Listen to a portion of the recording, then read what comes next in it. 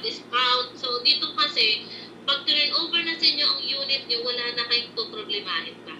Gagamitin nyo na lang if you want to use it personally, or kung papasok nyo sa condo hotel business, wala na kayong isipin, bibili pa ng gamit, bibili pa ng ganito, kailangan pabayaran ng ganito. So, ang laki po ng katipiran. Pwede nyo na diretso sa condo hotel business afterwards, no? Okay ba yan? Good news ba yan? Thumbs up nga sa mga natuwa sa pag-good news nating promo for this month. Thumbs up, thumbs up. Ayan.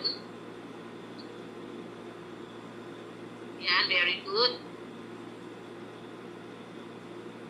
And, lang po natin, welcome lang natin ulit yung mga bagong dating.